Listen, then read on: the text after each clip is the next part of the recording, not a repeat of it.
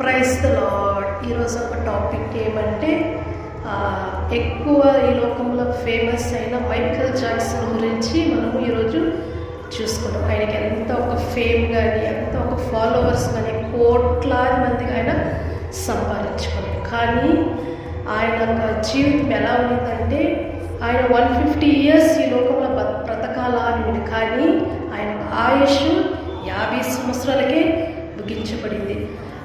America president ఇంట్లో అయినా కానీ ఒక దోమ ఉండి అంట, కానీ మైకేల్ జాక్సన్ వాళ్ళ ఇంట్లో అంత ప్రొటెక్షన్, ఒక్క ఈగ కూడా, ఒక్క మస్కిటో కూడా పోవడానికి అసాధ్యమంట, అంత ప్రొటెక్షన్ కలిగి ఉంటాడు.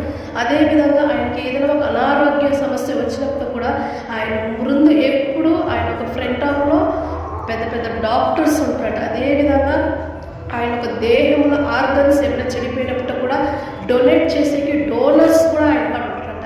అదేవిధంగా ఆయన ఒక అభిమానానికి నా ప్రాణం కానీ పోతే మీరు నాకు ప్రాణం ఇస్తారని ఎన్నో మందిలో అభిమానులుగా ఉంటారు. కానీ ఆయన 150 years ముగించుకుంటగానే 50 yearsలోనే ఆయన ఒక జీవితం మరణమైంది. సో మరణము ప్రతి ఒక్కరికి సంభవిస్తుంది. సో మనం ఉన్న కాలంలో దేవుని నమ్ముకొని దేవుని వైపు చూస్తే దేవుడు నిత్య జీవంకి నిన్ను వారసునిగా చేస్తాడు. ఎంత పెద్ద ఫేమ్ అయినప్పుడు కూడా మరణం అనేది చిన్న వయసు నుంచి పెద్ద వయసు వరకు ప్రతి ఒక్కరికి బైబిల్లో ఉంది కదా, మరణం చూడక ఏ నరుడు ఉన్నాడు అని.